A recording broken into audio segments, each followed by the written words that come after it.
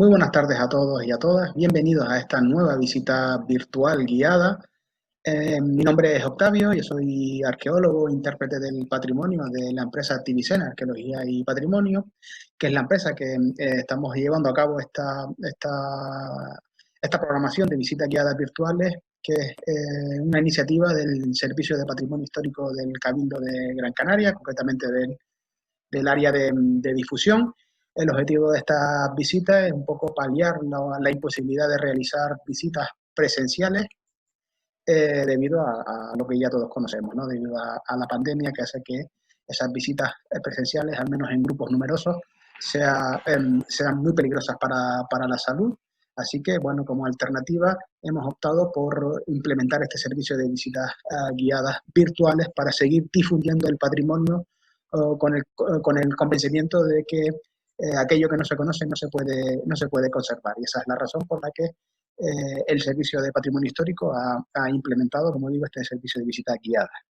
Hoy nos acompaña para realizar este itinerario interpretado virtual Javier Velasco, que es arqueólogo e inspector del Servicio de Patrimonio Histórico del Cabildo de Gran Canaria. Buenas tardes, Xavi. Muy buenas tardes. Bienvenido y también, bienvenida a todo el mundo a estas visitas. Y también nos acompaña, perdona, disculpa que te corte, Xavi, y también nos acompaña a No. Naira desde Gran Canaria Accesible, que nos presta este servicio de interpretación en lengua de signos española. Así que muy buenas tardes, Naira, gracias. Y nada, sin más, mi papel un poco hoy es el de literalmente de guiar, quien va a hacer la interpretación de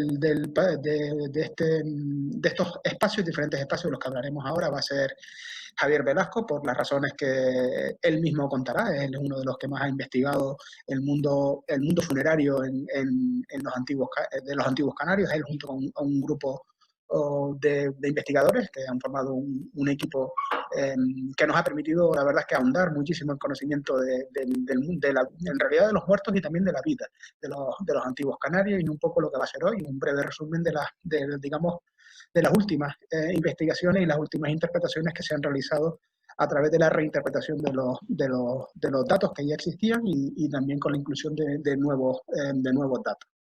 Les explico un poco muy sencillo cómo va a funcionar. Pues lo que están viendo son imágenes 360 tomadas con nuestra cámara 360 de 8K, y esta va a ser el entorno virtual que vamos a utilizar como base de esta visita guiada. Además, también utilizaremos algunas imágenes, algunos vídeos, un poco para complementar el discurso interpretativo. Y bueno, lo que vamos a hacer hoy es visitar tres espacios arqueológicos. Y a ello vamos a tomar de base la isla de Gran Canaria para que se hagan una idea. Sí, se me olvidó comentar también que al final de la visita es importante que tengan algo a mano para apuntar, porque al final de la visita vamos a dejar unos minutitos para que puedan trasladarlos todas las dudas que les hayan surgido a lo largo de la misma. Bueno, lo que vamos a visitar hoy es tres espacios funerarios, prácticamente en tres lugares distantes de la isla. Podemos decir que a golpe de clic vamos a recorrer prácticamente toda la isla. Vamos a empezar con uno de los espacios míticos, que es el que vieron en pantalla, que es Guayadeque. Desde Guayadeque saltaremos, siguiendo un orden cronológico, un hilo cronológico que nos contará ahora Xavi, saltaremos al sur de la isla para darnos un paseo por la necrópolis de Arteara. Y para finalizar, con ese hilo cronológico como hilo conductor, nos vamos a ir hacia el norte de la isla, hacia la zona arqueológica del Agujero, concretamente hacia el poblado y necrópolis de La Guanche, ¿vale? Así que eso lo vamos a hacer hoy. Vamos a visitar tres espacios sin movernos desde casa, ¿vale? Y si les parece, ya te dejo, Xavi, nos acercamos a ese primer espacio y nos quedamos aquí, en este punto, para que nos cuentes un poco pues, todo lo relacionado con la muerte y también con la vida de los canarios. Vale, pues muchísimas gracias. Fíjense que, bueno, cada vez que se acerca el Día de los Difuntos, desde el Servicio de Patrimonio Histórico, pues se programan actividades diversas relacionadas con el mundo de los muertos, con el mundo de los antepasados, porque hoy yo creo que vamos a tener la oportunidad de adentrarnos en un mundo que también nos invita, no solamente, y como decía Octavio, no solamente a adentrarnos al mundo de la muerte, sino también al mundo de los vivos, ¿no? De las personas que habitaron en este territorio a lo largo de unas 40, 50 generaciones aproximadamente, y que dejaron diferentes testimonios, y uno de ellos, de los más importantes, es precisamente el mundo vinculado a los muertos. Pero hablar de muertos va a significar hablar de paisaje y de territorio, va a significar hablar de poblamiento, va a significar también hablar de economía, de diferencias sociales, posiblemente de eventos migratorios. Es decir, los últimos trabajos en el mundo de la muerte nos invitan a hacer un recorrido muy, muy completo por todo lo que es la secuencia histórica de los antiguos pobladores de Gran Canaria. Y si hoy podemos organizar esta visita, y me van a perdonar que haga un poco de publicidad del material que tenemos desde Patrimonio Histórico, esta obra es hoy por hoy imprescindible para conocer el mundo de la muerte entre los antiguos canarios. Se llama Rozando la Eternidad, de Verónica Alberto Barroso, y gracias a este trabajo, pues que está inserto en la colección La Isla de los Canarios, hoy podemos hacer un recorrido como el que les vamos a proponer, ¿no? Quedan todavía muchas dudas, quedan todavía muchos planteamientos por dirimir, pero los últimos 5 años ha significado un salto, yo diría, cualitativo muy importante en torno no solamente al conocimiento de estos lugares, sino a las miradas que hacemos, ¿no? Entonces hoy queremos compartir con ustedes estas miradas tan particulares que al mundo de la muerte. Y aprovecho también que, como decía Octavio, estamos en una visita virtual y, por ejemplo, esta primera cueva que estamos viendo en el barranco de Guayadeque hubiera sido imposible hacerla en persona, ¿no? Se trata de una gran cueva natural situada pues, a unos 7, 8 metros aproximadamente de altura con respecto al suelo al que podemos llegar caminando, y gracias en este caso al trabajo de Tibicen, Arqueología y Patrimonio, de documentación a través de un encargo del Cabildo de Gran Canaria, hoy tenemos la posibilidad de disfrutar casi como si estuviéramos allí de un espacio singular, único, que no había sido visitado desde hace mucho tiempo. Y pese a que veamos ese aparente caos, detrás de ese caos vamos a poder sacar un montón de información, ¿no? Entonces, yo para irnos situando, y como les decía, un poco para ponernos en contexto, los datos que tenemos en la actualidad más certeros, de plena confianza, remontan la primera ocupación de Gran Canaria, la primera ocupación estable de Gran Canaria, no el conocimiento de las islas, sino la primera ocupación estable en torno al siglo II, III después de Cristo.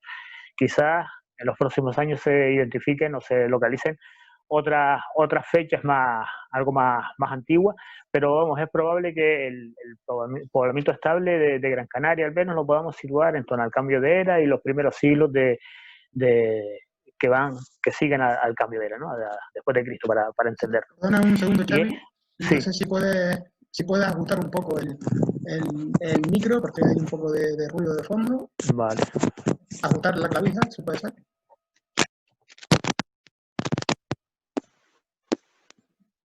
A ver ahora. Uy. ¿Sigue habiendo ruido o está mejor ahora? Mejor, sí, mejor. Sí. Vale. No hace falta que empiece desde el principio, ¿no?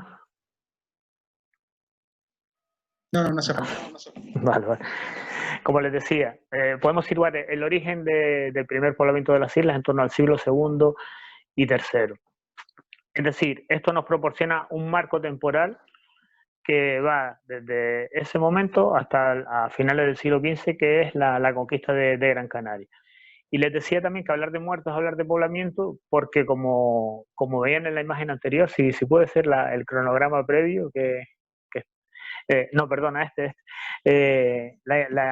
exacto, la imagen que teníamos es que durante todo ese periodo del poblamiento antiguo de Gran Canaria, todas esas manifestaciones formaban parte de una única identidad étnica, que eran los antiguos canarios, que a lo largo de toda la secuencia histórica habían convivido, compartiendo un territorio, un tiempo y una identidad étnica, ¿no? O una identidad cultural.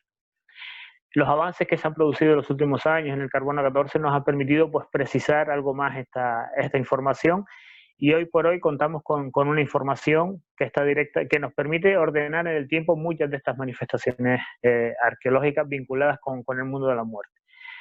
esa gráfica que ahora tienen en la imagen no es otra cosa que una gráfica de suma de diferentes fechas de carbono 14 que aparecen organizadas en el tiempo por tipología de manifestaciones rupestres, de manifestaciones funerarias. Y esa amalgama confusa y dispar que teníamos hasta hace muy poco tiempo, hoy nos encontramos que está organizada, que podemos reconocer cambios significativos a lo largo del tiempo en cuanto a los soportes funerarios en los que estas poblaciones desarrollaron su práctica sepulcral. Y veremos que detrás de las diferencias en el soporte funerario a los que podemos asociar una cronología concreta, nos encontramos también con cambios sociales, económicos, políticos, territoriales. Es decir, la muerte nos va a servir como hilo conductor para adentrarnos en el mejor conocimiento de esta sociedad. Y como decía también Octavio en la presentación, lo que vamos a hacer es hacer un recorrido un poco siguiendo un hilo conductor que es la cronología, donde hemos podido establecer diferentes episodios.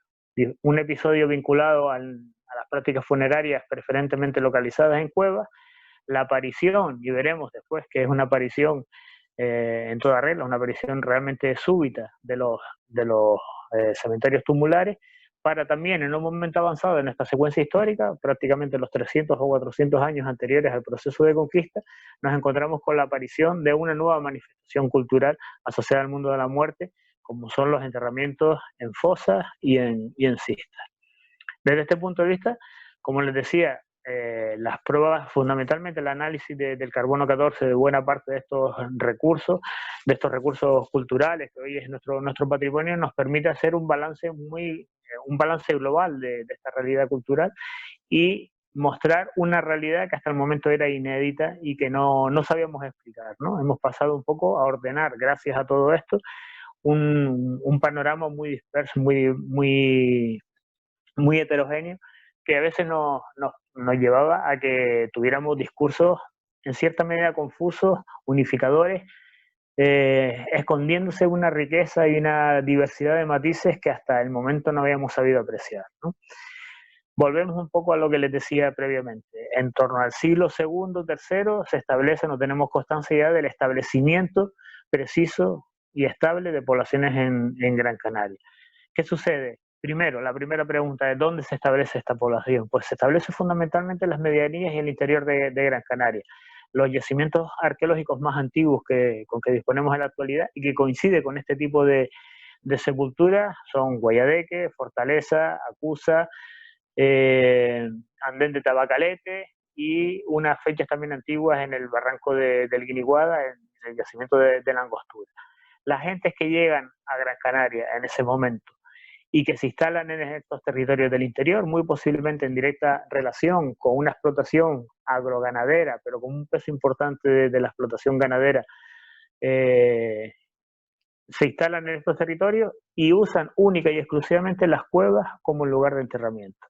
Es decir, nos vamos a encontrar con que las primeras poblaciones que llegan a Gran Canaria van a vivir en cuevas y muy directamente relacionadas con esas cuevas donde vivían, nos vamos a encontrar con que también utilizaban cuevas para depositar a sus muertos. Existe una relación directa, tanto espacial como conceptualmente, entre los espacios funerarios y los espacios domésticos, hasta el punto que a veces es prácticamente imposible distinguir, prácticamente, si me permiten las expresiones, dónde empiezan uno y dónde acaban otro. Fíjense, tradicionalmente se había dicho por el barranco de Guayadeque, que es donde estamos viendo estas imágenes, que la ladera de Umbría, que es esta en la que nos encontramos, la de la raya de Agüime, sería como un lugar funerario, mientras que la raya de Solana, la zona que correspondería en la actualidad al municipio de Ingenio, sería lo de las viviendas. Y eso no es cierto. Tanto en un lugar como en otro nos encontramos cuevas naturales, preferentemente, con algunos retoques, pero sobre todo cuevas naturales de vivienda asociadas directamente a cuevas naturales dedicadas a fines funerarios. Esa relación tan estrecha nos está hablando ya también de una particular relación que tenían estas poblaciones con los difuntos, y veremos que a partir del siglo 7, 8 después de Cristo cambia completamente. Pasando un poco a ver cómo son estas cuevas, el primer aspecto que nos tiene que llamar la atención, y es una de las claves que nos ofrece esta imagen, es la cantidad de huesos que nos encontramos. Y eso, en este caso, pese a las alteraciones, pese a las modificaciones que ha sufrido a lo largo del tiempo, lo que nos está indicando es que en estos lugares son espacios funerarios colectivos es decir, lugares concebidos, a veces habilitados, pero fundamentalmente a consecuencia del uso, destinados a recibir sucesivos cadáveres a lo largo de mucho tiempo. Es decir, son espacios donde se va a dar sepultura a buena parte de los integrantes de esta población sin distinción de sexo ni de edad. Un rasgo, y después volveremos sobre esta cuestión, muy significativo de este tipo de poblaciones, de este tipo de contextos funerarios, es que vamos a encontrar aquí hombres, mujeres, ancianos, personas maduras, adolescentes, niños, niñas, pero además fallecidos en diferentes rangos de edad. Como veremos, nos vamos a encontrar, y esta cueva es un buen ejemplo para ello, tanto infantiles como adultos. Nos vamos a encontrar incluso un segmento de edad que tiene una representación muy particular en muchos contextos funerarios, no solamente de las islas, sino de todo el mundo, que son los recién nacidos. En estos contextos, las diferencias sociales que se establecen entre las diferentes personas dan la sensación de que parten de un cierto igualitarismo. Es muy probable que nos encontremos con evidentes diferencias sociales entre las personas que comparten un mismo espacio sepulcral de esta naturaleza, pero esas diferencias quedan minimizadas por el contexto funerario en el que aparece. Posiblemente las diferencias las encontremos en el tipo de amortajamiento que van a recibir o en el tipo de tratamiento de que son objetos los cuerpos. Pero la mayor parte de los individuos tienen un grado de relación entre sí que permite hablar de una cierta relación de igualdad. Evidentemente siempre con diferencias sociales y con diferencias posiblemente muy claras entre hombres y mujeres.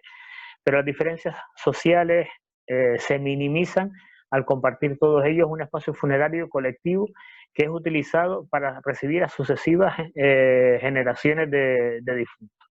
Y esto es un aspecto clave porque estos espacios están diseñados, concebidos, habilitados para ser utilizados durante mucho tiempo. Esa es una de las claves fundamentales que vamos a tener. Claro, en esta cueva funeraria de Guayadeque lo que nos encontramos es ese aspecto desolador. Posiblemente muchas de estas cuevas fueron empleadas como fuente de suministro de muchos de los fondos que hay en la actualidad, por ejemplo, en el Museo Canario, donde se pagaba a los risqueros para que se subieran jugándose la vida a estos lugares y obtuvieran esos materiales. Hay otras cuevas incluso que se habla que se traían huesos para servir como abono, es decir, nos encontramos con un proceso, una historia de nuestros yacimientos que pone de manifiesto las vicisitudes por las que han tenido que pasar muchos de estos espacios, pero que a pesar de ello nos encontramos con que todavía pueden proporcionar mucha información.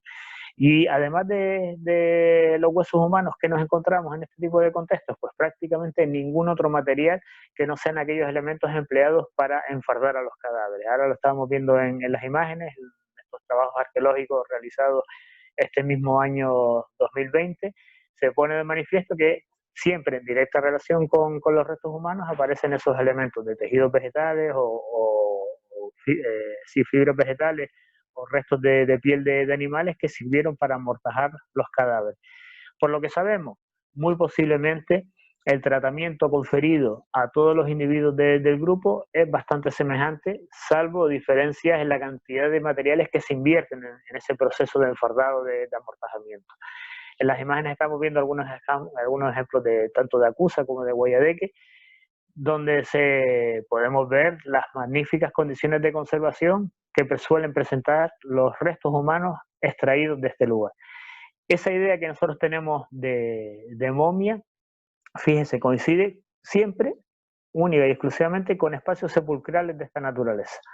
Espacios sepulcrales de esta naturaleza, es decir, espacios sepulcrales en cuevas, que además las cuevas presentan unas condiciones de conservación, de estabilidad, de temperatura y de humedad, no todas, pero sí algunas, que permiten que el proceso de putrefacción del cadáver se ralentice hasta incluso se llegue a detener. Desde este punto de vista, todos los datos apuntan a la actualidad que las momias que nos encontramos en Gran Canaria y posiblemente también en el resto de las islas son momias naturales. Es decir, o los procesos de manipulación, de fardado, de tratamiento del cadáver que dieron los antiguos canarios a sus difuntos no tuvieron como propósito fundamental la conservación de estos restos, o bien no fueron lo eficaces que nosotros habíamos pensado en su momento. la mayor parte de las ocasiones lo que está bien conservado son las mortajas, los elementos que sirvieron para envolver al cadáver, o esos elementos que se asocian directamente con este tipo de trabajo. Es decir, las momias Gran Canarias son momias naturales, no por ello dejan de ser importantes, no por ello dejan de ser significativas, pero sí que pone un poco en duda todas aquellas descripciones que enfatizan procesos de amortajamiento, de embalsamamiento, que por lo menos arqueológicamente nunca han podido ser demostrados, ¿no? Y aquí estamos viendo algunas de las imágenes de algunos ejemplares de momias de Gran Canaria, y creo que esta es del Ventaiga, si no me equivoco, que nos está poniendo de manifiesto eso. Se conservan muy bien, fundamentalmente las mortajas, se conservan muy bien determinados elementos vegetales asociados al amortajamiento del cadáver, pero directamente por las buenas condiciones de conservación que tienen los espacios funerarios en Cueva. Hay un trabajo en curso que desarrolla Néstor López, que es sobre la fauna cadavérica que nos encontramos asociados a estas momias, que pone de manifiesto que estos cuerpos son rápidamente invadidos por aquellos cohortes de insectos que se van a encargar de devorar el cadáver. Por lo tanto, tenemos que pensar eso, que las condiciones de conservación son muy buenas, que el amortajamiento de los muertos sería un tratamiento general para todos los individuos, y que quizás aquellos individuos más significados socialmente recibirían un tratamiento particular, como esta momia que vemos en la imagen, que es la conocida como la momia de Arguineguín, que está expuesto en el Museo Canario, que fue envuelta con numerosas pieles de animales, incluso una de oveja con el pelo hacia el interior del cuerpo. Ese tratamiento lo que hace es garantizar o mejorar las condiciones de conservación del cuerpo, pero en este caso prácticamente solo disponemos del esqueleto y poco más. Recapitulando, ¿no?, un poco el concepto de las prácticas funerarias en cuevas. Nos encontramos con que son espacios funerarios colectivos, donde lo que nos vamos a encontrar es a la mayor parte de la población directamente vinculado a los espacios domésticos, es decir, conviven vivos y muertos. En estos lugares se da sepultura a buena parte de los integrantes de esta comunidad: hombres, mujeres, ancianos, niños, niñas, adolescentes, gente madura, en diferentes grupos de edad, que establecen entre ellos unas relaciones sociales en las que las diferencias son mínimas. Prima lo colectivo frente a lo individual. Prima el sentido de colectividad frente a la individualidad o a las diferencias sociales. Y en este caso resulta muy significativo porque nos encontramos con un tipo de vínculos interpersonales que en la actualidad se llaman relacionales, ¿no?, que donde lo que prima es el sentido de la colectividad como miembro, como elemento caracterizador de un grupo de personas. Yo soy yo porque formo parte de una comunidad, y eso se transmite en el mundo de la muerte. Y ese lenguaje de la muerte, lo que Verónica Alberto llama la gestión de la muerte, nos está hablando de una sociedad donde las diferencias sociales pues están en cierta medida atenuadas, con lo que cuadra además bastante bien con grupos pastoralistas, que cuadra muy bien con esos grupos norteafricanos que llegan a las islas y se instalan en Gran Canaria a partir de los primeros siglos después del cambio de era, ¿no?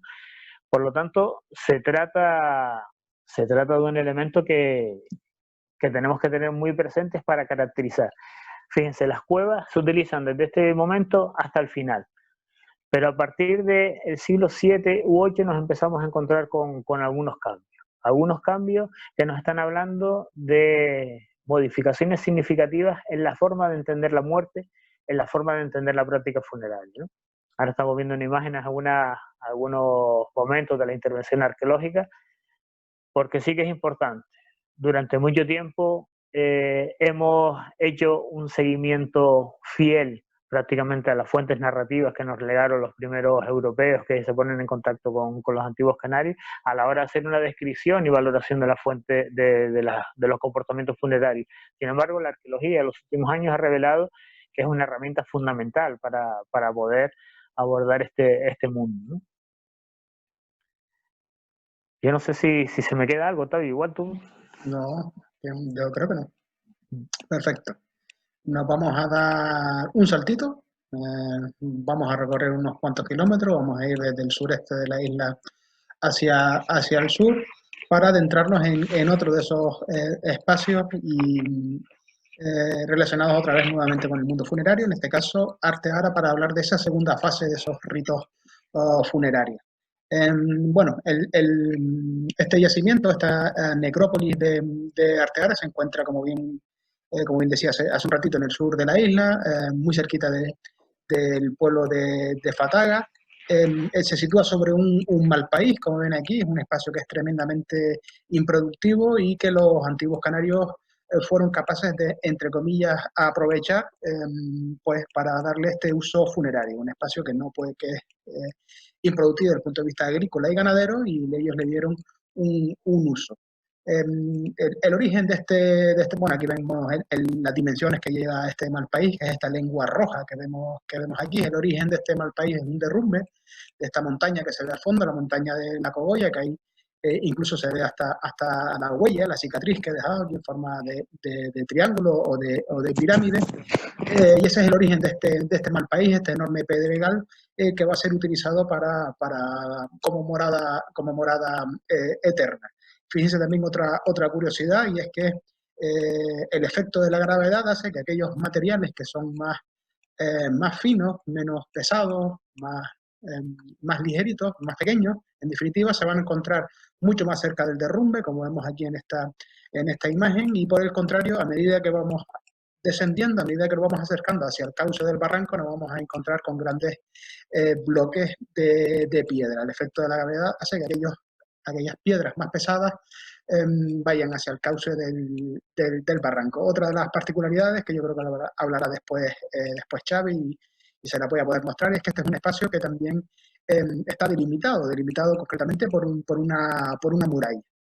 Y aquí la ven, este es un lienzo de muralla, en realidad esta es la parte más hacia el norte, más septentrional del yacimiento, dando hacia el interior de la isla, hacia Fataga, y vemos como es un espacio amurallado. Iba a decir la funcionalidad, pero mejor la dice Xavi, que seguro que no voy a hacer que meta yo la pata, pero vemos como un espacio que está separado, se separa lo profano de lo divino mediante esa enorme muralla. Estos enormes yacimientos o necrópolis en campos tumulares se van a desplegar por buena parte de la isla, y otro ejemplo que yo creo que todos pueden conocer, al menos es el Naipes de Arriba, en Agaete. Así que sin más, Xavi, tu momento. Me voy acercando poco a poco hacia el túmulo principal, y si quieres vas comentando cosas a medida que yo me voy moviendo. Vale, mantengamos en la cabeza la idea que veíamos de todos. Yo creo que todas las personas que estamos hoy participando en esta visita tenemos en la cabeza el barranco de Guayedeque, donde nos encontramos a ambos lados de la carretera, pues esas laderas plagadas, sobre todo el tramo medio, ¿no? Plagado de cuevas naturales, donde podemos suponer, y de hecho yo se los confirmo, que hay espacios domésticos y espacios funerarios a ambos lados del barranco de Guayedeque. Pero fíjense el salto que vamos a dar ahora, tan significativo. Nos vamos a encontrar con que hay un cambio significativo en el paisaje de la muerte, ¿no? Estos lugares de la memoria se transforman significativamente. Se transforman por cuanto estos yacimientos de funerarios tumulares, ¿no? Bueno, para ir adelantando, explicando algunos conceptos, un túmulo no es más que un amontonamiento más o menos ordenado de piedras que se sitúa sobre el lugar en el que se deposita el cadáver. Por lo general nos vamos a encontrar con túmulos con una altura que oscila entre los 50 hasta el 1,5 metros, 2 metros aproximadamente, ¿no? Eso sería un túmulo. Sería una construcción, además, que a diferencia de lo que veíamos en el mundo de las cuevas, lo que nos vamos a encontrar es que están construidas para acoger a un único cadáver. ¿Vale? Pero como les decía antes, lo que nos encontramos es un cambio significativo en el paisaje. Estos lugares de la memoria constituyen los primeros elementos construidos asociados al mundo de la muerte que nos vamos a encontrar en la geografía de Gran Canaria. Primero, se eligen de forma sistemática lugares con unas particularidades territoriales muy significativas. Son grandes pedregales, grandes malpaíses, como este de Arteara, como el desaparecido cementerio de la Isleta, como el de la montaña del Rosso, la necrópolis del Maipé. Es decir, son lugares que ya de por sí tienen una significación territorial muy importante. Destacan en el entorno inmediato, pero además esta significación se ve incrementada por la construcción de estos espacios, de estos monumentos funerarios. Es decir, el paisaje funerario cambia. Pasamos de las cuevas a estos nuevos elementos de construcción artificial que estamos viendo en las imágenes. Abro un paréntesis también, las cuevas se siguen utilizando como espacios funerarios a lo largo del tiempo en el que están en funcionamiento los túmulos, que ahora veremos qué tiempo es, pero de forma significativa se reduce el empleo de las cuevas como un lugar funerario. Por lo tanto, nos encontramos con que son espacios al aire libre, son espacios construidos artificialmente, con una significación territorial muy importante que enfatiza ese carácter de lugares de la memoria. Son espacios funerarios, además, semejantes o iguales completamente a los que nos encontramos también en el norte de África.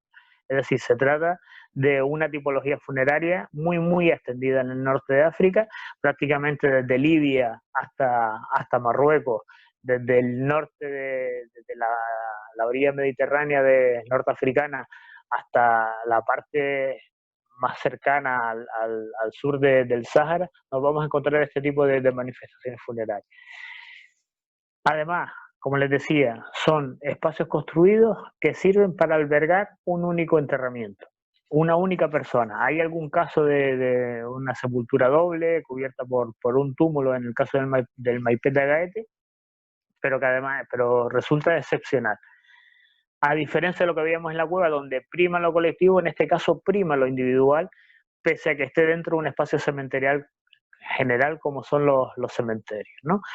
En este caso lo que se trata es de primar, de destacar, de enfatizar, de exhibir incluso las identidades sociales de cada persona por separado. Y de ello lo que nos encontramos es que posiblemente el lugar que se ocupa dentro de cada uno de estos cementerios y el tamaño, las dimensiones y el cuidado constructivo de los túmulos sea fiel reflejo de la importancia social de esta persona.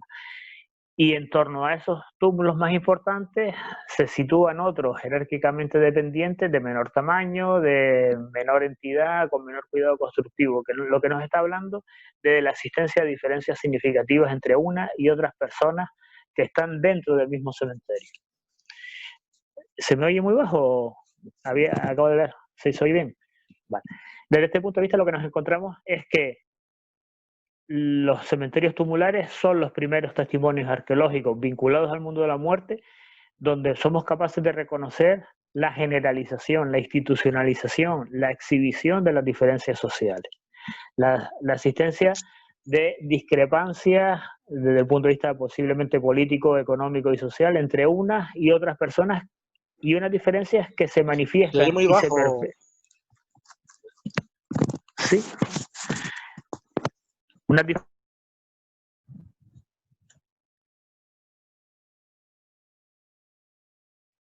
Sí, les decía que unas diferencias que se manifiestan de forma muy evidente en el mundo de la muerte y que se perpetúan, porque también tenemos que pensar que estos son lugares que van a ser utilizados como un cementerio a lo largo de varias generaciones.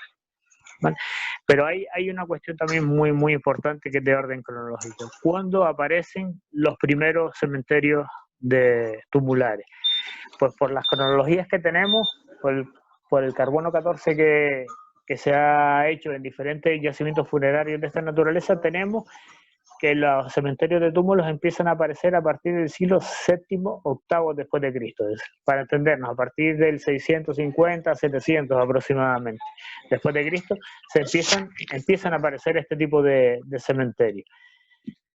Recordemos que el primer poblamiento podemos situarlo en torno al siglo II aproximadamente después de Cristo, es decir, tuvieron que pasar 500 años de la llegada de los primeros pobladores a Gran Canaria para que aparecieran este tipo de cementerios. Claro, la gran pregunta es, ¿estuvieron durante 500 años sin utilizar este tipo de recursos funerarios y pasados 500 años empezaron a recordar este tipo de sepulturas que las utilizaban en el continente en sus puntos de origen? ¿O a qué fenómeno podemos atribuir la aparición, además aparentemente súbita, de este tipo de construcciones funerarias, ¿no?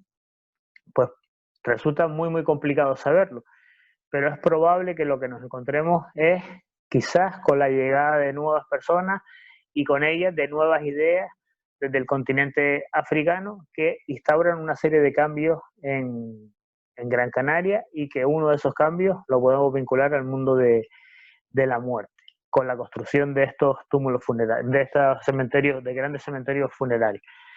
Y es muy importante además los cambios, porque como les decía, el hecho de que sea que el origen sea un fenómeno migratorio particular, no tiene por qué ser una gran llegada de población, sino una llegada de nuevas gentes con nuevas ideas, se manifiesta en otro tipo de comportamiento. Acuérdense que en el mundo de las cuevas habíamos visto que eran cuevas y lugares de habitación, estaban unidos, era prácticamente indistinguible dónde empezaban unos y dónde acababan los otros. Pero de repente nos encontramos con que todos los cementerios tumulares parecen responder a que son los cementerios de la agregación de diferentes poblados que eligen esos lugares para depositar a sus difuntos. Es decir, no nos encontramos con una relación tan estrecha entre los cementerios tumulares y los lugares de habitación, sino que esta relación es mucho más difusa, y por lo menos por lo que se ha planteado hasta el momento, es que sirven como lugar de cementerio para diferentes asentamientos que debían estar en el entorno inmediato de estas necrópolis. Con lo cual vemos que la ruptura que supone el mundo de los túmulos no solamente es cronológica, sino también es territorial, también es político, económica, social, y lo que nos encontramos con que además toda esa amalgama, todo ese conjunto de diferencias que nos está hablando de una transformación muy significativa en diferentes órdenes. En diferentes órdenes, porque además nos encontramos con una serie de manifestaciones que no vamos a poder reconocer luego en otros cementerios, o los cementerios que siguen en el tiempo al mundo de los tumbos, ¿no? La necrópolis de Arteara, que estamos viendo ahora en las imágenes, es un ejemplo significativo de esto que les estoy intentando contar. Es una gran necrópolis, aproximadamente tiene 1 millar de construcciones funerarias, quizás tenga alguna más porque todavía no se ha terminado de hacer un inventario exhaustivo pese a los trabajos tan importantes que se han desarrollado, desde los trabajos de Rosas Luther hasta los más recientes que han sido publicados en los últimos años. Son espacios con unas características, como les decía, territoriales muy singulares, que aparecen además reforzados por ese fenómeno tan particular que aparece solamente en este tipo de cementerios, por lo menos que sepamos, que es que aparecen rodeados por una pared. Una pared que perimetra buena parte del cementerio, a veces no todo, pero sí que se da en todos los cementerios de este tipo. No pensemos en una gran pared, sino son paredes que, por lo menos por lo que se ha conservado hasta la actualidad, pues puede ser 30, 40, 60 centímetros de altura. Es decir, no tiene como sentido proteger físicamente nada, pero sí que se trata de un elemento que nos sirve para hacer una delimitación, para separar un mundo de los vivos del mundo de los muertos. Y de nuevo aquí nos encontramos con esa gran diferencia. Como les decía antes, la proximidad entre el mundo de los vivos y el mundo de los muertos que vamos a poder reconocer en el mundo de las cuevas no se da aquí. Aquí se separa el mundo de los vivos del mundo de las muertes, se separa desde el punto de vista paisajístico, territorial, pero se refuerza esa idea con la construcción de esa pared, ¿no? Al menos esa es la idea que nosotros proponemos. Desde ese punto de vista, vemos como los cambios son muy significativos y que nos están hablando posiblemente de cambios en la estructura socioeconómica de los antiguos habitantes de Gran Canaria. Por eso, fíjense que el mundo de la muerte nos está ayudando a introducir nuevas propuestas que no son del todo novedosas, pero que ahora adquieren un nuevo cariz. Es probable, y así lo queremos defender, que con la aparición de los túmulos o la aparición de estas grandes necrópolis tumulares sea consecuencia directa de la llegada de nuevas ideas desde el norte de África, que tienen que ver con nuevas formas de entender el mundo de la muerte, pero también de las relaciones sociales. Claro, aquí lo interesante es saber qué pasa con aquellas poblaciones que ya estaban instaladas en Gran Canaria, cómo es el encuentro, cómo es la confrontación de ideas entre unas personas y otras, que al final están condenados, si me permite la expresión, a vivir en este territorio y a entenderse. Entenderse no sabemos muy bien de qué forma, ¿no? Pero sí que nos está hablando de dos formas de entender el mundo, dos formas de entender la muerte y dos formas de entender estos lugares de memoria. En todo caso, tanto unos como otros nos están poniendo de manifiesto que los muertos constituyen una parte esencial del discurso de la vida cotidiana de los antiguos habitantes de Gran Canaria. La presencia territorial, por continuidad o simplemente por ocupar espacios tan significativos desde el punto de vista paisajístico, nos está diciendo que los antiguos habitantes de Gran Canaria, a lo largo de toda su historia, y lo vamos a seguir viendo, tuvieron un vínculo muy, muy estrecho con el mundo de la muerte. El mundo de la muerte no se limitaba, como hacemos muchos de nosotros, a visitas esporádicas al cementerio, cuando nos toca ir a un entierro, cuando queremos recordar a un difunto particular. La relación con los difuntos entre estas poblaciones sería mucho más cotidiana, sería mucho más intensa. Rasgos comunes. Los muertos que nos vamos a encontrar en estos cementerios siguen o tienen prácticamente el mismo sistema de amortajamiento que nos vamos a encontrar en las cuevas. Lamentablemente las condiciones de conservación de este tipo de espacios son mucho más deficientes que las que nos encontramos en las cuevas, y los testimonios de fardos vegetales o de fardos fabricados en piel son mínimos. Se han aparecido, así que han aparecido, se han identificado, se han recuperado algunos restos, pero es prácticamente inédito o es prácticamente anecdótica la presencia de este tipo de elementos. ¿Cómo lo sabemos que estaban enfardados? Por la posición que tienen los huesos en el curso del proceso de descomposición. En la actualidad, las técnicas de arqueología forense y de estudio de los restos humanos que están presentes en este tipo de contextos, fíjense en esa imagen, frente al caos que podemos encontrar ahí, lo que tenemos es una huella evidente de un individuo que fue incluido en un paquete funerario, ¿no? Y de hecho los huesos, como ven en la imagen, tienen un límite muy, muy bien definido, que nos marca además que ese individuo estuvo incluido en el interior de una mortaja, que el proceso de descomposición se produjo dentro de los límites que condicionaba esa mortaja, y una vez que desapareció ese elemento de protección, los huesos quedaron en ese espacio. Pero además sabemos, por otros restos humanos un poquito mejor conservados, que como en el caso de las momias, los cuerpos eran amortajados mediante la posición de cúbito supino extendido, es decir, eran tumbados en el suelo sobre la espalda, el cuerpo era amarrado en diferentes puntos, en los hombros, en la zona de las muñecas, de las rodillas. Ahí ven ese esquema de Agustín Casasa que nos lo explica muy bien, y luego envueltos pues posiblemente por elementos de piel y de fibra vegetal. Y es un elemento que es muy significativo, porque pese a las diferencias que nos vamos a encontrar entre los cementerios de cueva y los cementerios de túmulos, por lo menos hasta el momento no hemos sabido apreciar diferencias significativas en el tratamiento del cadáver. Y eso quizás nos puede estar dando claves de elementos de integración entre unas tradiciones funerarias y otras, que coinciden precisamente no tanto en el lugar donde se depositan los muertos, no tanto en la práctica funeraria más colectiva o más individual, sino en el tratamiento que van a recibir los cuerpos, ¿no? Antes de ser objeto de sepultura. Por lo tanto, encontramos elementos de ruptura, de novedad, de innovación, y otros elementos que sí que tienen continuidad a lo largo del tiempo. Ya para acabar y para no volverles demasiado locos, decirles que aprovechen. Yo creo que tanto el cementerio de Arteara como la necrópolis del Malpés son visitables, y son visitas que ponen de manifiesto, que nos ayudan a entender precisamente el carácter tan particular que vamos a poder reconocer a partir de este momento. Esas tumbas unipersonales tan significativas que ocupan lugares preeminentes en cada uno de estos cementerios.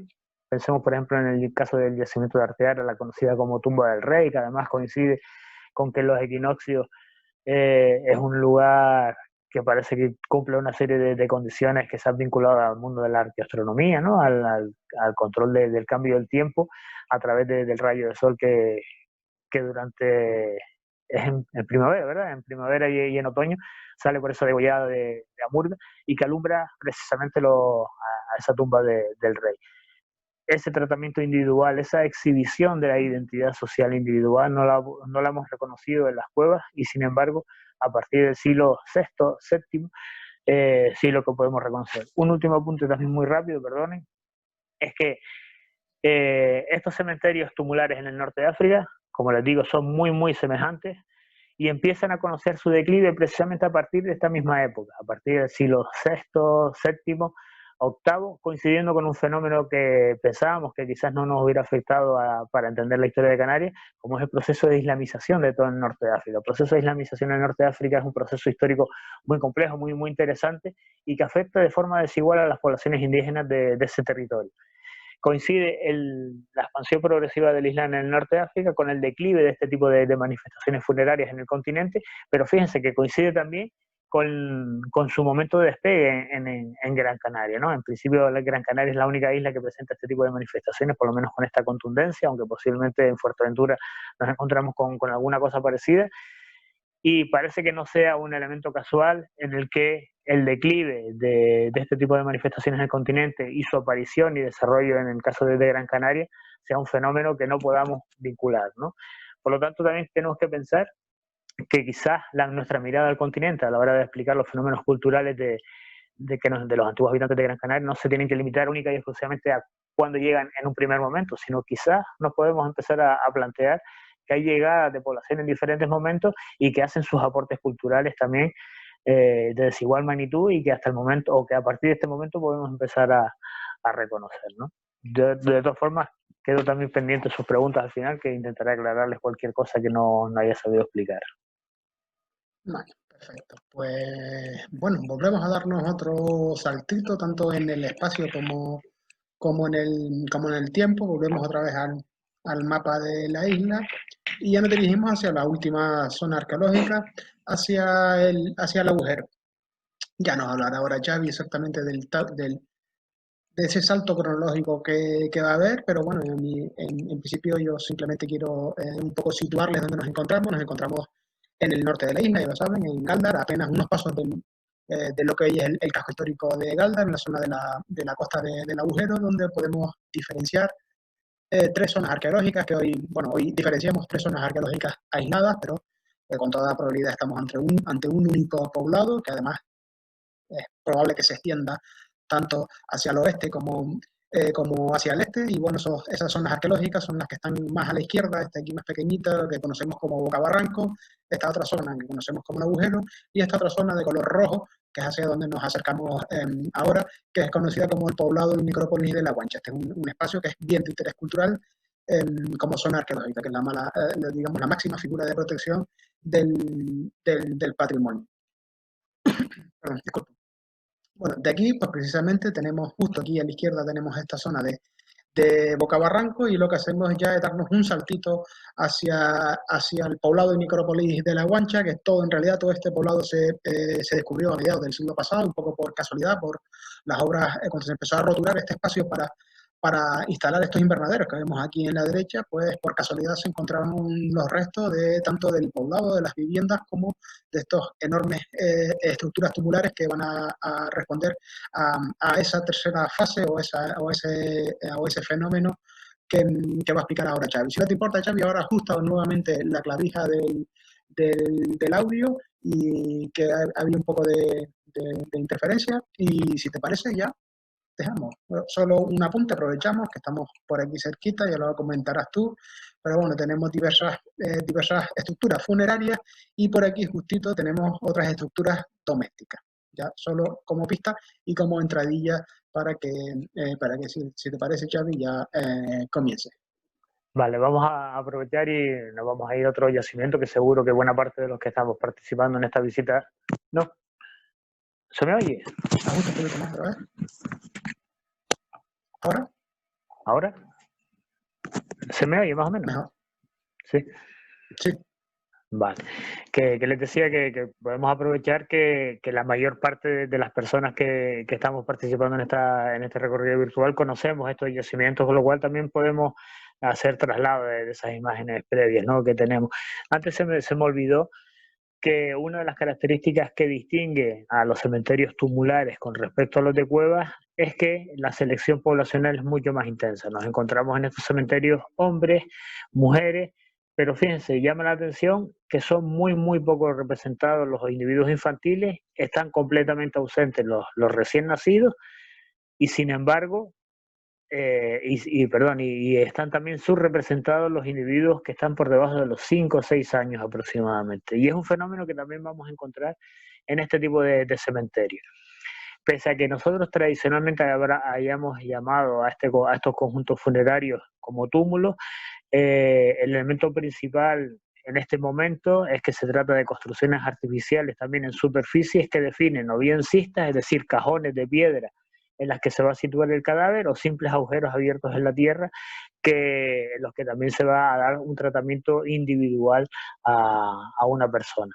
En algunos casos las construcciones alcanzan un poquito más de volumen, pero no podemos hablar en ningún caso de túmulos en el sentido por lo menos semejante al que habíamos visto antes, de grandes construcciones macizas que cubren el cadáver. En este caso, las construcciones, como estamos viendo en esta foto 360, se trata de construcciones de piedra seca que lo que hacen es compartimentar el espacio funerario. ¿Vale? La principal función que tienen en la mayor parte de las ocasiones es compartimentar, a veces también significando determinados individuos con respecto a otros, pero que no podemos hablar de construcciones tumulares en el sentido estricto. De nuevo, lo que vamos a encontrarnos es con un nuevo salto en el territorio, un nuevo cambio en el paisaje funerario. Fíjense, a diferencia de esos grandes cementerios tumulares que antes estaban ubicados en determinadas zonas de Gran Canaria y que parece que acogían a enterramientos de diferentes asentamientos, de nuevo en este tipo de sepulturas en cistas o en fosas, como están viendo ahí en la imagen, lo que nos encontramos son espacios funerarios asociados directamente a lugares domésticos, tanto en este caso del agujero de la Guancha y Boca Barranco, como en otros muchos yacimientos de Gran Canaria, pese a que hayan desaparecido Tufia, La Restinga, el llano esto se llama la playa de las Carpinteras, o el llano de los militares, en La Restinga, la Puntilla, en la Cañada de los Gatos. Es decir, lo que nos vamos a encontrar en Caserones, lomo de Caserones, lo que nos vamos a encontrar es una directa relación de nuevo entre muertos y vivos. Comparten espacios y de hecho parece que los muertos constituyen un elemento básico en la definición de estos asentamientos, porque, como les decía, de nuevo lo que nos encontramos es que sin solución de continuidad, sin la existencia de esas barreras que podíamos ver en Arteara, por ejemplo, o en el Maipeta de Gaete, el espacio de los vivos se comparte con el mundo de los muertos. Y de nuevo, por lo tanto, nos encontramos con un primer cambio. Un segundo cambio, cambia el territorio completamente. Lo que nos encontramos es que la mayor parte, no todos, pero la mayor parte de este tipo de sepulturas, las sepulturas de cistas y fosas, están localizadas en la costa, en el litoral, o por lo menos por debajo de los 200 metros sobre el nivel del mar, asociados a asentamientos que tienen como principal vocación o bien la explotación de los recursos que ofrece el medio marino, o bien la explotación de amplias vegas agrícolas. Con ello también nos estamos viendo que el mundo de las fosas y de las cistas está asociado a cambios socioeconómicos muy significativos, que tienen que ver con un modelo económico que hasta ahora no habíamos reconocido en el caso de Gran Canaria, como es la explotación intensiva de la agricultura. Ya hemos tenido la oportunidad en otras visitas hablar de la principal actividad económica de los antiguos canarios durante mucho tiempo, que fue la agricultura, fundamentalmente la agricultura de cebada, pero también el desarrollo de actividades de recolección marina, fundamentalmente la explotación de moluscos, de lapas y de burcados, pero sobre todo de la explotación pesquera, hasta el punto que en algunos casos, como es este caso del agujero de la Guancha, nos podríamos atrever a que parte de la población podía ser tildada de pescadores, de especialistas profesionales en el desarrollo de esta actividad económica. Frente a los modelos anteriores de cuevas o los modelos anteriores de esos grandes cementerios tumulares, donde parece que el modelo económico tiene más que ver con una explotación mixta de agricultura y de ganadería, aquí nos encontramos con una explotación mucho más intensiva del mundo agrícola. Hasta el momento, de hecho, parece que la principal vocación y el principal desarrollo de muchos de estos asentamientos tiene que ver con una explotación intensiva, como les decía, de las principales vegas agrícolas de Gran Canaria. Pensemos en el caso de Galdar, pero pensemos también en el caso de Telde, Aruca, otros yacimientos que están en esas grandes vegas agrícolas, o en el caso de Agüimes, ¿no? Fíjense que en el caso de Agüimes lo que nos encontramos es que se traslada el asentamiento de Guayadeque al núcleo de la villa de Agüimes, porque cambia también esa concepción del territorio, cambian las fórmulas de instalarnos en el territorio, en la geografía insular, y cambian las fórmulas de explotación económica, ¿no? Y por lo tanto, a todo esto se suma que cambian también las fórmulas funerarias de nuevo. En este caso lo que nos vamos a encontrar es una práctica funeraria en la que el tratamiento individual sigue prevaleciendo sobre lo colectivo y donde cobra todavía mucha significación la diferencia de unos individuos con respecto a otros. Y el caso del gran, lo que hemos llamado el gran túmulo del agujero, es precisamente eso. Fíjense que, como les decía al principio, la construcción tiene como propósito fundamental discriminar los diferentes lugares en los que se va a dar acogida a diferentes individuos. El lugar central lo van a ocupar determinadas personas que además se refuerza con un modelo constructivo muy particular, mucho más cuidado, con mayor empleo de recursos económicos, materiales y tiempo, y en torno a ella, siguiendo una distribución jerárquica asimétrica, se van a situar otras personas, ¿no? Ocupando, como les digo, una distribución radial con respecto a los enterramientos centrales. Desde este punto de vista, es algo que también nos recuerda a lo que habíamos visto en el mundo de los cementerios tumulares, pero se concreta mucho más. El tratamiento sigue siendo, como les decía, fundamentalmente individual, pese a que sean en espacios funerarios colectivos, como son todos los cementerios, pero el tratamiento preferente sigue siendo un tratamiento individual, donde el esmero que se pone en el cuidado, la inversión de tiempo que se dedica a cada uno de los lugares funerarios, tiene que ver con la posición social de ese individuo, que trata de exhibirse de forma notoria, trata de hacerse pública y evidente y trata de perpetuarse en el mundo de la muerte, que este es un aspecto que creo que es muy, muy significativo. Desde este punto de vista, lo que nos encontramos es que se siguen exhibiendo las diferencias sociales en estos lugares de la memoria. Y podemos hablar, tanto en los casos de los túmulos, pero especialmente en conjuntos funerarios como estos, que podemos hablar de monumentos funerarios.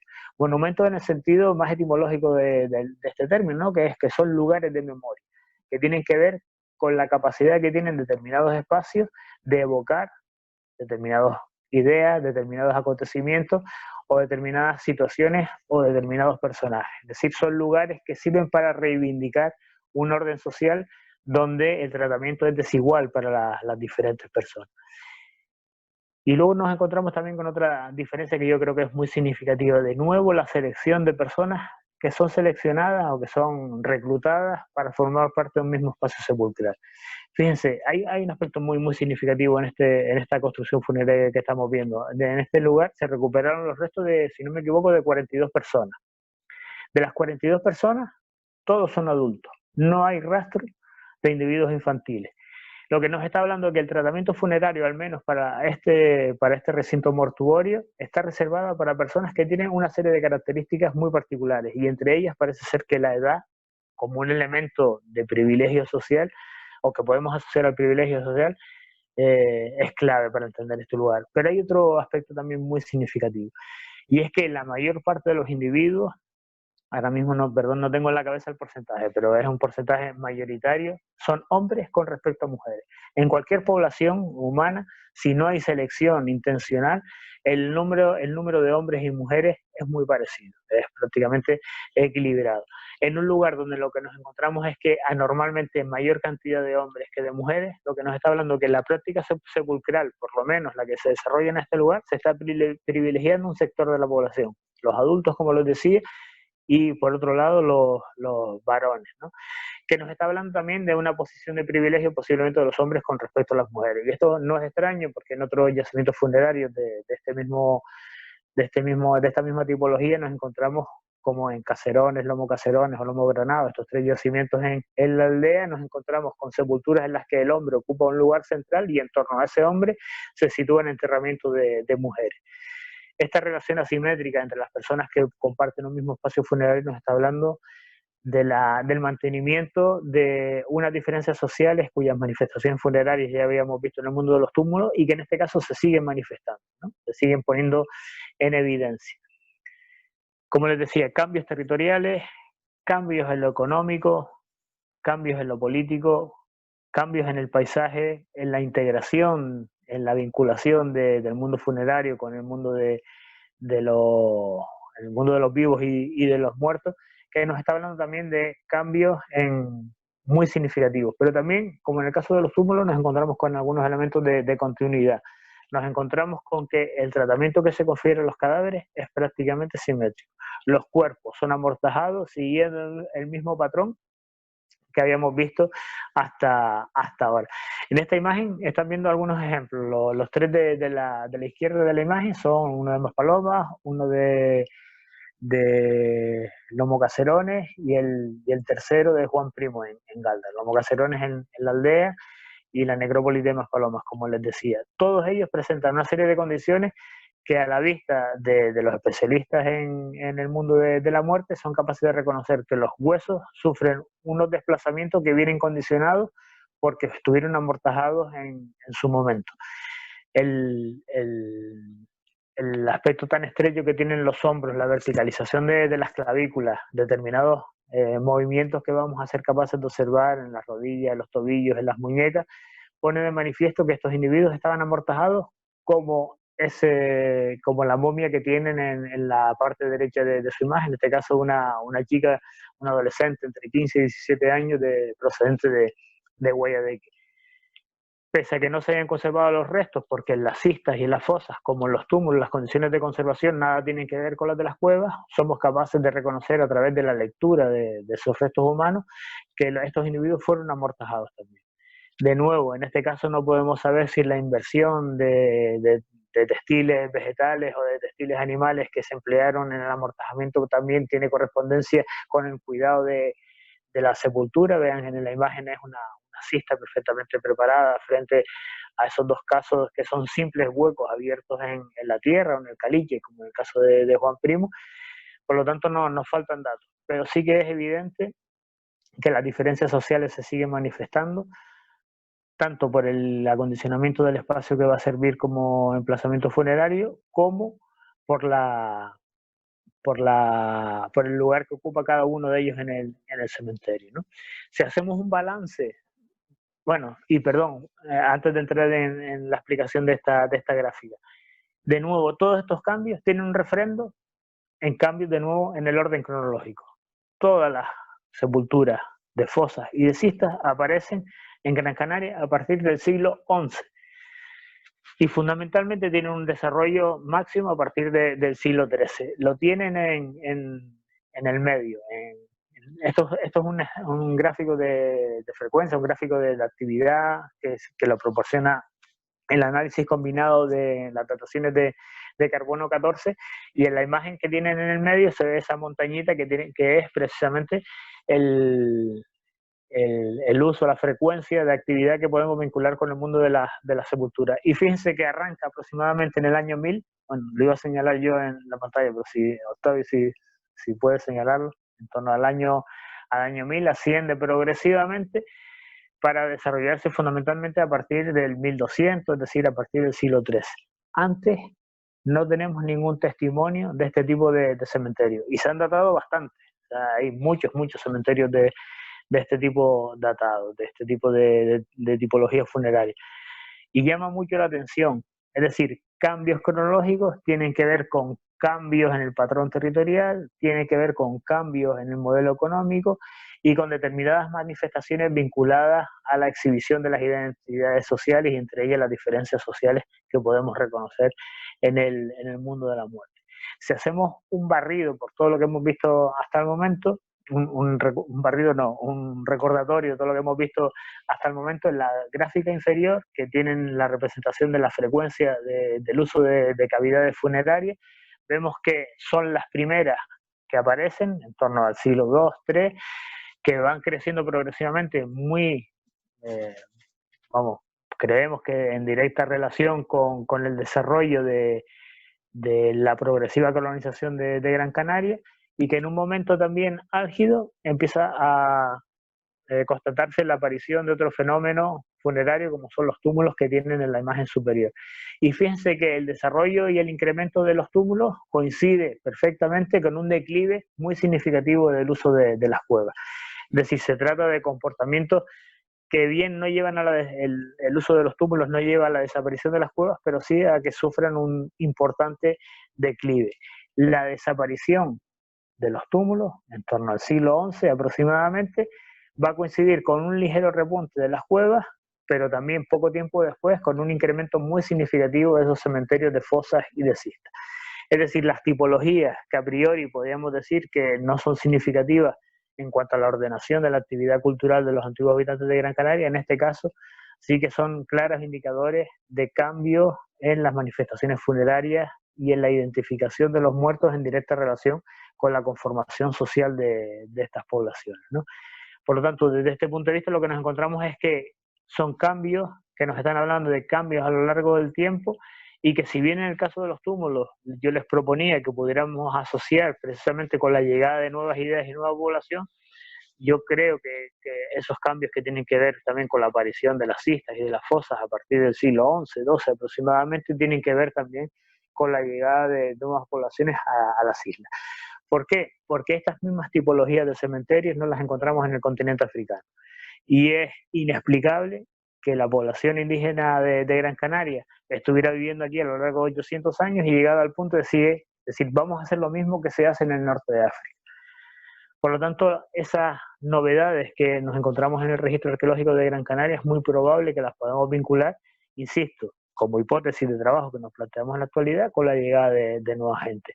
Nuevas gentes que traen nuevas ideas en el mundo funerario, pero también cambios significativos en las fórmulas económicas, en la forma de organizarse en el territorio, y que tienen que ver también con cambios que vamos a poder reconocer en otras facetas de la arqueología insular, ¿no? Por lo tanto, como les decíamos un poco al principio, este recorrido por el mundo de la muerte nos permite hablar de poblamiento, de quizás de la llegada de nuevas personas a este territorio, pero siempre tienen en común que para todas las poblaciones que han habitado Gran Canaria desde el principio de la colonización hasta el momento de la conquista, los muertos han constituido parte de su vida cotidiana de forma muy significativa. Los muertos constituían posiblemente un elemento de legitimación de estas poblaciones con respecto a unos derechos sobre un territorio, sobre una forma de ver el mundo, sobre una forma de relacionarse con la economía, con el territorio, pero también de relacionarse entre ellos, ¿no? El mundo, como les decía, el mundo de la muerte no hace más que exhibir y perpetuar en el mundo que va más allá de la vida, de las diferencias sociales, ¿no? Haciendo que fueran algo casi natural a la forma de entender su coexistencia, ¿no? Y desde este punto de vista los muertos constituyen un argumento más para la conformación de esta sociedad, hasta el punto que es muy probable que los muertos, una vez las personas que fallecían, una vez dejan de vivir, sigan formando parte del grupo, ¿no? Pero esta vez con la figura de antepasado. Pero en muchas sociedades tradicionales, como la de los antiguos canarios, o al menos así parece que sucede en el norte de África, la colectividad es concebida por las personas que están viviendo en un momento dado, pero también por los difuntos, y fíjense también por los que están por venir, ¿no? De esa forma se concibe la comunidad como algo atemporal y que viene definido, entre otras muchas cuestiones, como les decía, por el mundo de los muertos. Y ya no lo voy a volver más loco, porque si no... Menos mal que estoy detrás de una pantalla, porque si no... Perfecto, Xavi, muchas gracias. Yo creo que un paseo estupendo por todas estas manifestaciones funerarias. Son apenas 1000 años, aproximadamente unos 1000 años de historia, un poco más, resumidos en una hora. Creo que no se puede pedir mucho más. Así que este es el momento de que nos realicen todas las preguntas que quieran a través del chat, ¿vale? Yo ya tengo el chat abierto. Si quieres, Xavi, yo vale. te voy un poco leyendo las preguntas y tú las vas contestando. Está claro que esta vez no tengo absolutamente nada que decir. No, perfecto. Y vamos, yo tengan por seguro que lo que no se va a responder se lo voy a decir, vamos, pero que pregunten todo lo que les haya quedado en duda. Y si no, sí, remitimos a Verónica Alberto, que es la autora del libro que les presentaba antes, cualquier pregunta, que seguro que ella lo sabe. Sí, efectivamente. Aprovecho, yo creo que es un buen momento también para recordar la publicación de ese libro que forma parte de esta saga de la Isla de los Canarios. En este caso, pues como tema exclusivo de la muerte. Ya en la anterior visita virtual que tuvimos relacionado con los graneros, también aprovechamos para comentar ese libro de los almacenes o de los graneros, en el caso de Jacob Morales, y ahora pues mira, aprovechamos para comentar la existencia de este libro, que yo creo que también es un gran resumen que nos habla del mundo funerario de los antiguos canarios. Bueno, ya tenemos, perdón, disculpas, las primeras preguntas. Nos pregunta Guillermo si se puede repetir, o si habíamos dicho cómo se denominaba, cómo se llamaba la necrópolis que estamos viendo en imagen, de hecho, la necrópolis de Guayaquil. Sí, la necrópolis que yo no sé si lo dije, vamos, pero se llama Cementerio de los Canarios, es que es tan significativo el nombre que llama mucho la atención. Fíjense que la cantidad de restos humanos que se tuvieron que recuperar en ese lugar, fundamentalmente a finales del siglo XIX, que los propios habitantes del Barranco Guayaquil lo conocían como Cementerio de los Canarios, ¿no? Pero como les decía también, en el Cementerio de los Canarios nos vamos a encontrar entre el Puntón del Guirre, que está un poquito más abajo, si seguimos la trayectoria del barranco, del Puntón del Guirre al Cementerio de los Canarios, nos vamos a encontrar cuevas funerarias y cuevas de habitación conviviendo dentro del mismo espacio, ¿no? Pero vamos, lo del Cementerio de los Canarios, hemos tenido la oportunidad últimamente con algunos trabajos promovidos por el Cabildo de Gran Canaria, de conocer diferentes cuevas, todas ellas de carácter colectivo, y se me olvidó decir un dato que todavía se está trabajando, pero en esa cueva que veíamos general, el número mínimo de personas que se han reconocido en ese lugar pues supera los 70 y posiblemente se llega al centenar de personas que compartieron ese mismo enclave funerario, ¿no? Y son lugares que se están utilizando generación tras generación, y pensemos que hay diferentes cuevas muy parecidas a estas en las que el número de individuos es muy, muy elevado. Esto no significa que viviera mucha gente por allí, pero sí que posiblemente se estuvieron utilizando durante centenares de años. Nos pregunta Jorge si tal como apuntas con el caso de las grandes necrópolis en los campos tumulares, si se conoce alguna relación entre esos enterramientos en fosas y en cistas con alguna otra arribada de población, África, Europa, etc. Vale. Es que no me atrevía mucho a decirlo, pero sí que nos estamos planteando que posiblemente en torno al cambio que va entre el siglo X y XI, es probable que llegue nueva gente a la isla de Gran Canaria. Ya no estaríamos hablando de una arribada de colonización y otra posterior asociada al mundo de los túmulos, sino que nos encontraríamos con una tercera arribada de población. Y pensemos que arribada de población no significa que llegue un montón de gente, sino que lleguen grupos que posiblemente traen nuevas ideas, nuevas tecnologías y que supone un cambio muy significativo. Pero sí que es muy importante que pensemos que en torno al siglo XI se dan una serie de transformaciones tan significativas que es difícil explicarlo por un desarrollo autóctono o explicarlo única y exclusivamente a partir de un desarrollo autóctono. ¿Qué sucede?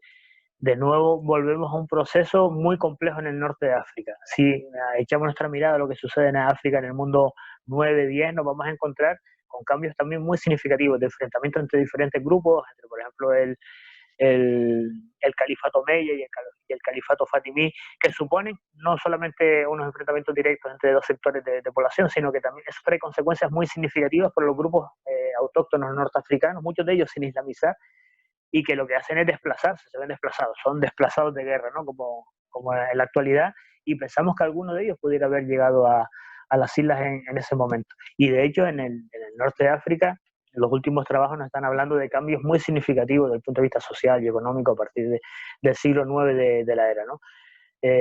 Todavía no tenemos la certeza absoluta y evidencias genéticas que nos hablan de diferentes llegadas de población en la isla al archipiélago, pero no sabemos si lo podemos asociar o no directamente a este tipo de cambio.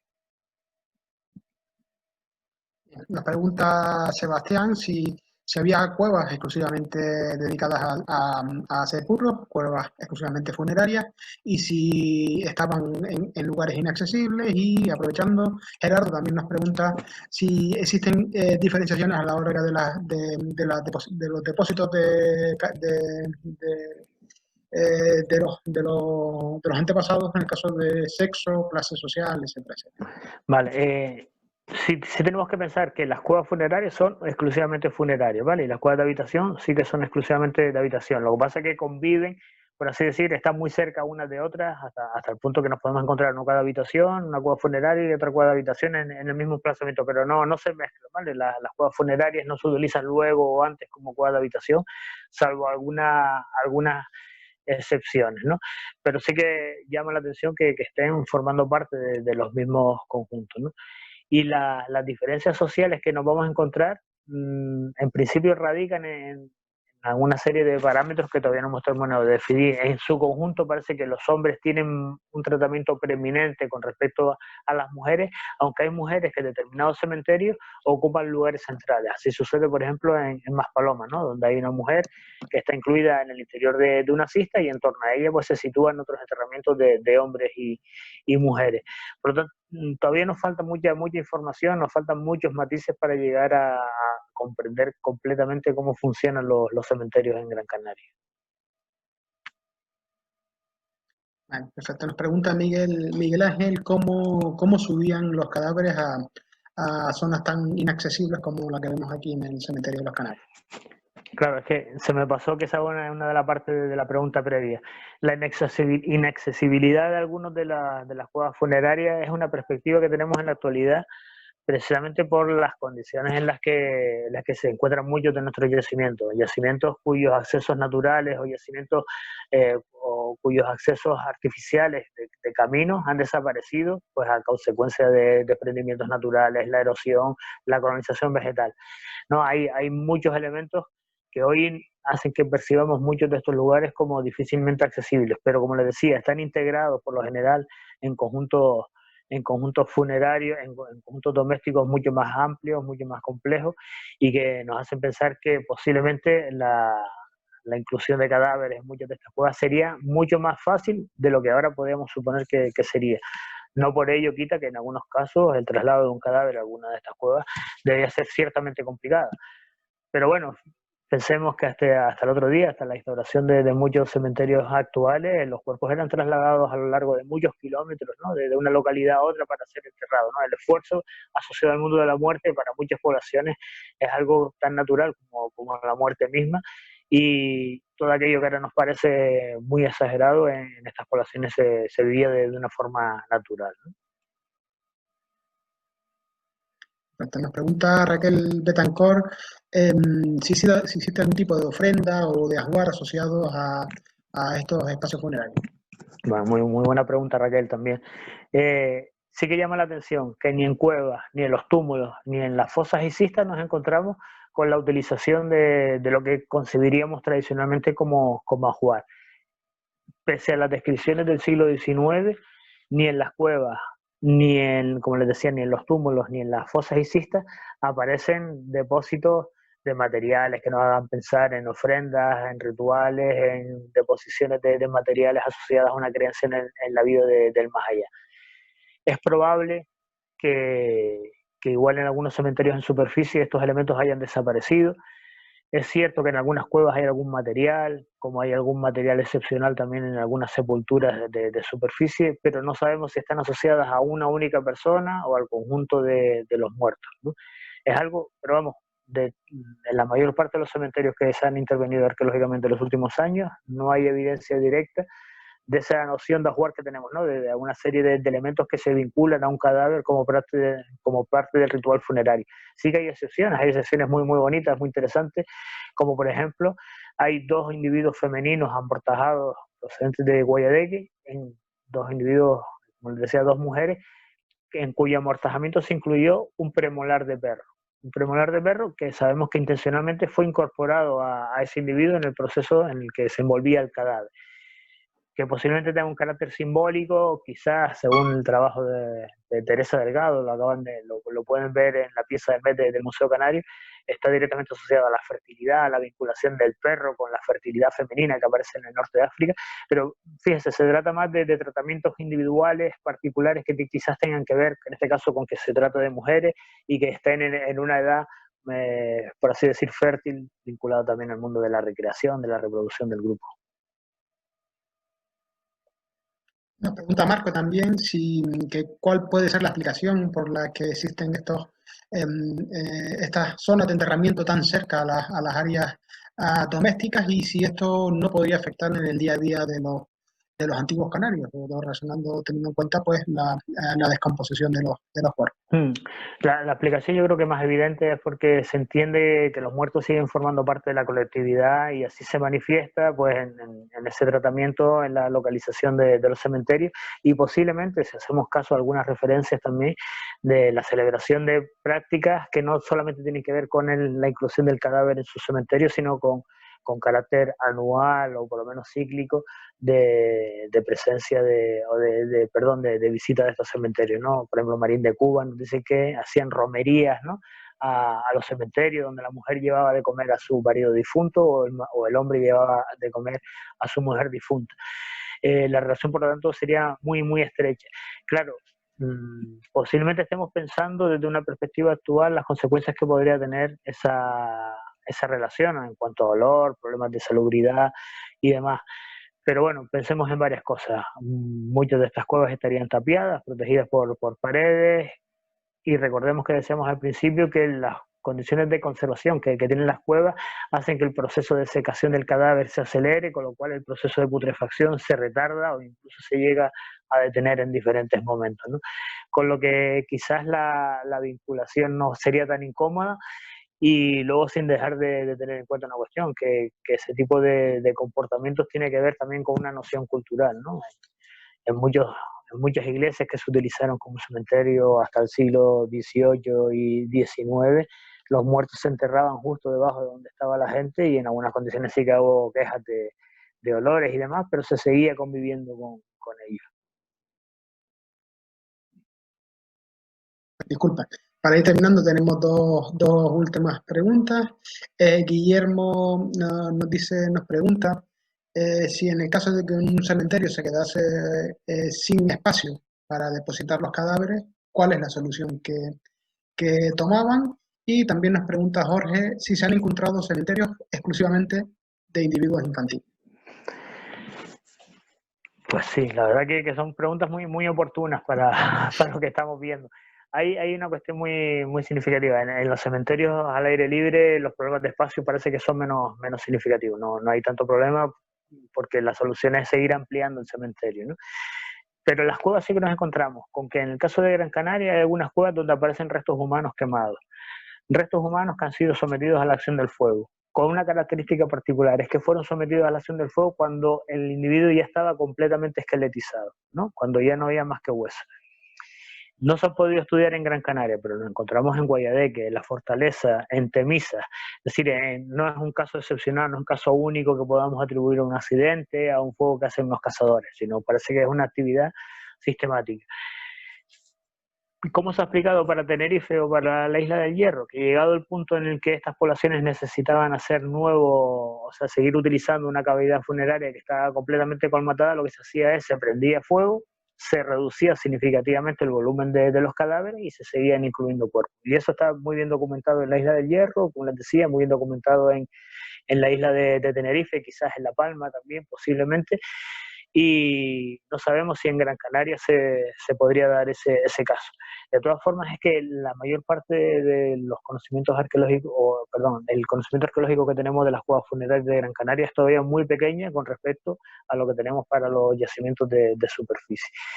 Y luego, hay algunas cuevas que parece que en momentos avanzados, a partir del siglo XI, XII, sí que tienen por lo menos un número más significativo de individuos infantiles con respecto al resto de la población que pueda aparecer en un enclave funerario.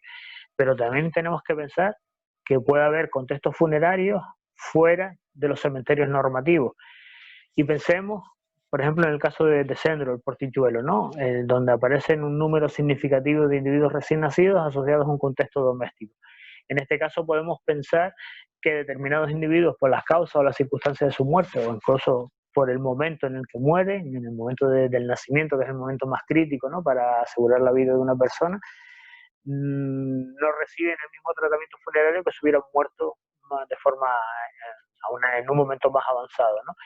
Tenemos que pensar, por ejemplo, y es un caso que podemos asociar, es que los niños que morían sin bautizar hasta el siglo XIX, y así lo describe, por ejemplo, Betancur Afonso, los niños que morían sin bautizar no se podían enterrar en las iglesias. ¿Dónde se enterraban? En el interior de las casas. Esos niños no eran reconocidos como parte de la comunidad cristiana y por lo tanto no podían recibir el mismo tratamiento funerario, ¿no? Por lo menos, quizás, y en este caso son muchas las poblaciones preindustriales en las que nos encontramos que los niños que mueren en determinadas circunstancias no merecen el mismo tratamiento funerario que el resto de la población, ¿no? Pero lo mismo sucede con delincuentes, con, yo qué sé, hasta el siglo XVIII, los miembros de los grupos de teatro, los ahorcados, las brujas, no se enterraban en los mismos lugares, todo se enterraba el conjunto de la población. La muerte constituye parte de un discurso de la vida cotidiana, donde hay una serie de comportamientos normativos para el conjunto de la población, pero hay determinadas excepciones, ¿no?, que también están reguladas y que tienen que ver con la muerte como castigo o la muerte como elemento de diferenciación social. Perfecto, pues bueno, ya vamos a dar por finalizada esta visita guiada. Muchas gracias a todos por estar detrás de las pantallas.